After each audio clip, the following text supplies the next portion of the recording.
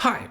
If you have been working with Angular for a while, probably you saw that you can reference instances of some directives and components right in the template, but attempting to apply the same syntax for your random custom directive or component causes an error. In this lesson, you will learn how to make your directives support this syntax and why do we need it at all. If it is your first time on my channel, my name is Dmitry Mozhansky, and here you can find a lot of advanced and unique Angular tutorials. But now let's get started and let's learn more about Angular. If you feel some deja vu effect, it is absolutely fine, because this video is the re-recorded version of the previous one that I have removed because shortly after the release I realized that probably I used not the best example to describe this concept, and I decided to stop spreading the potential misunderstanding of this Angular feature and re-record it with the more explicit and better example that will hopefully not confuse you anymore. Alright, I would like to start my video with one very simple and primitive use case. So in my Angular app, I render one single component called banner component, and you can see it rendered right here. This banner component has one button, and if I click this button, I see the logo appeared, and if I click the same button again, the logo will be hidden. And this is how everything is implemented. Here you can see this button. If user clicks the button, the toggle method is involved, and here we switch the state of the more-in-for class property to the opposite one, and then depending on the state of this property, the ngIf structural directive either hides or shows the logo inside the banner. So pretty simple. And now imagine that I would like to control the state switching of the banner component by some additional alternative trigger that is located outside of the banner component and located, for example, somewhere in the app component. So basically I would like to have some button, and if I click this button, I would like to call the toggle method from the banner component and in such a way switch the state of it. And the first solution you would probably suggest is to use a viewChild decorator to get a reference to the app banner component instance and then call the toggle method whatever we need. And this is actually a valid solution. Let's try it out. So I'm going to use a viewChild. Here I say that I want to get a reference to the banner component, right? And I will assign it to the banner class property that has a type banner component, or it might be undefined, right? And then when user clicks this button, then I can already call the toggle method from the banner component. And if I save this solution, you can see that now I can control the state of the banner also from my alternative switcher. But there is also an alternative solution that doesn't involve the component TypeScript class at all and doesn't require the usage of the viewChild decorator. The same behavior you can achieve by using template variables, and this is how you can do that. To declare the template variable, you have to use the hash sign, and then you can give any name to this variable. In my example, let it be banner.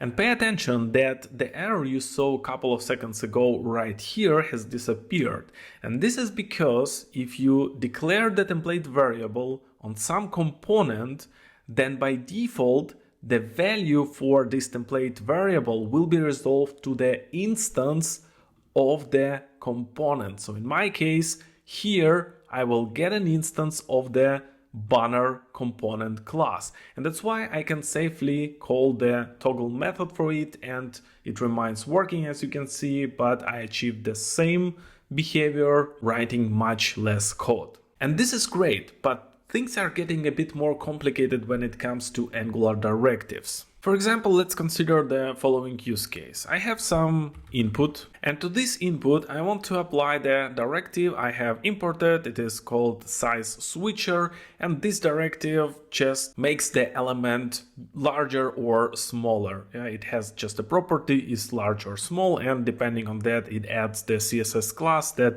adds some heights and padding, and it also has the toggle method that switches its state.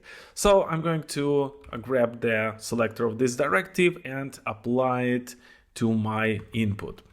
And here I would like to utilize the same pattern as I used for the banner component. So I want to declare some template variable, call it, for example, switcher, and then use it inside the click event handler like that. But you can see that we get an error right now, and this error tells us that the property toggle doesn't exist on type HTML input element.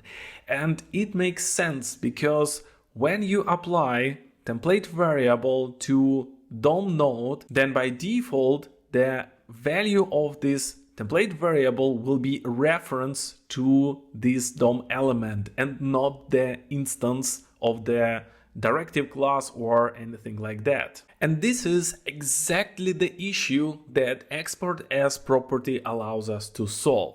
So to make it work, you have to go to the directive you want to assign to the template variable and add the exportAs property where you have to define a string. And this string is going to be a unique identifier under which one the instance of this directive will be available in other component templates. So here, basically, I can provide any string, but by convention, the value of the exportAs string matches the selector of the directive or component. So I will be using the size switcher string. So now once I save this change, I can go back to app component template and use this string I defined inside the exportAs property right here. And in such a way, I override the default value for the switcher template variable that is, as I said, by default reference the HTML element. Now I say that the value of this variable has to be the instance of the size switcher directive, and that's why you don't see the error anymore, and I can save and make sure that everything perfectly works. And this is basically the whole magic behind this exportAs property. And the equivalent of this notation using the viewChild would be something like following. So you would get a reference to the template variable like this one, but as I said, by default it would reference the HTML elements, so you would need to configure the read property and define that you want to read exactly the instance of the size switcher from this DOM element. And this is how much code you have to write in order to achieve the same result if you decide to use a viewChild. And this is a very error-prone piece of code, by the way, because if, for example, you make a typo right here,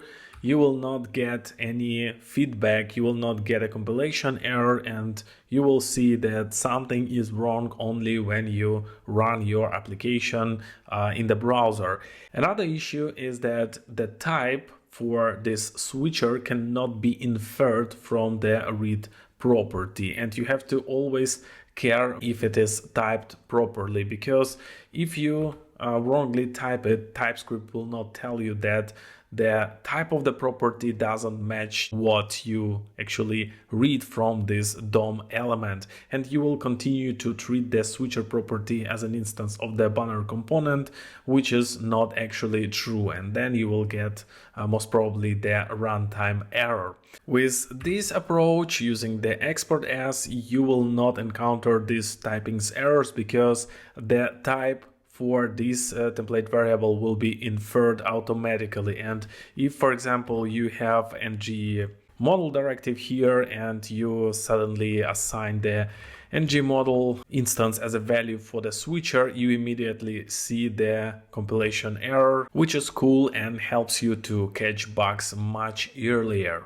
So as a short recap, we can say that exportAs property allows you to define the unique key that allows to make the instance of this directive available inside the template by using the following syntax. And if you need the reference to this directive just in order to call some methods or read some properties in the template, you don't need to use the view child and you can rely only on this syntax. But if you need the directive instance somewhere inside your component class, then probably the view child is the option to go. But be careful with the pitfalls I mentioned, the proper typing, and be careful if you reference the template variable. Make sure that you don't do any typos here, or if it is possible, try to rely on directives, something like that. Sometimes it is not the most convenient solution, but you know, in software development it is always about trade-offs. Alright guys, thanks for watching. Please let me know in the comments if this video was useful, and if so, don't forget to share this video with your colleagues and friends. If you particularly like what I'm doing and how I explain Angular stuff, check out my video courses about Angular. In such a way you can support my channel and in return you get really cool knowledge that can level up your Angular career. Otherwise, I wish you a productive week ahead. Stay safe guys, and see you in the next Angular tutorial.